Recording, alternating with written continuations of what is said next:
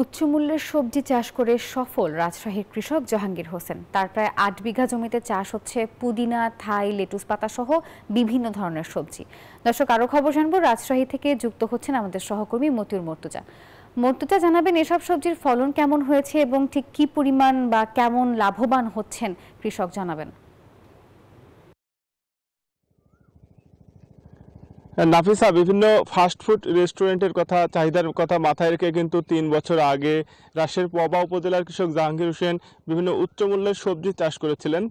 সেই সবজি প্রত্যাশিত ফলন হওয়ায় এবং বিক্রি ভালো হওয়ায় কিন্তু লাভবান হচ্ছেন তিনি। আমরা এখন তার পবা উপজেলার এই জমিতে রয়েছে। এই কৃষক জানান যে প্রত্যাশিত ফলন হয়েছে এবং বিভিন্ন ফাস্টফুড রেস্টুরেন্টের কথা মাথায় রেখে তিনি যে সবজি চাষ করেছিলেন সে অনুযায়ী কিন্তু সরবরাহ করতে পারছেন। আমরা কৃষক জাহাঙ্গীর আলমের সাথে কথা বলতে চাই যে এখন কি কি সবজি রয়েছে আপনার জমিতে এবং বিক্রি কেমন হচ্ছে।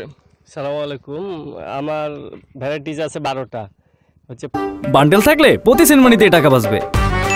বিকাশ সেনমানি বান্ডেল কিনে জিতুন প্রতি লেনদেনে। পুদিনা পাতা, থাই পাতা, লেটুস পাতা, বিট, আইস লেটুস, বোম্বাই মরিচ, রেড ক্যাবেজ, ক্যাপসিকাম, কারি পাতা, বালচিং অনিয়ন মানে যেটা পেঁয়াজ পাতা, এগুলা আপনার ফাস্ট ফুডে ভালোই চাহিদা আছে, বাট আমাদের রাজশাহীতে মার্কেটটা ছোট।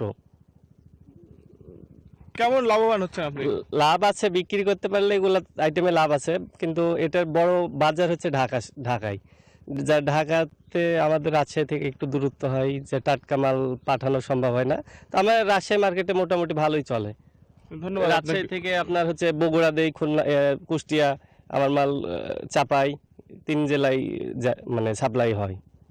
ধন্যবাদ আপনাকে। উনি যেমনটি বলছিলেন যে বিভিন্ন ফাস্টফুড রেস্টুরেন্টে চাহিদা মতো সরবরাহ করে তিনি লাভবান হচ্ছেন। আর কৃষি বিভাগের সঙ্গে আমরা কথা বলেছি, তারা জানিয়েছেন যে কৃষক জাহাঙ্গীর হোসেন অগ্রগামী কৃষক, তার মতো যেন অন্যান্য কৃষকরাই এই লাভজনক সবজি চাষ করে সে বিষয়ে কৃষি বিভাগ কৃষকদেরকে উৎসাহিত করছেন। এই ছিল রাজশাহী থেকে সর্বশেষ। নাফিসা। মর্তুজা, ধন্যবাদ আপনাকে।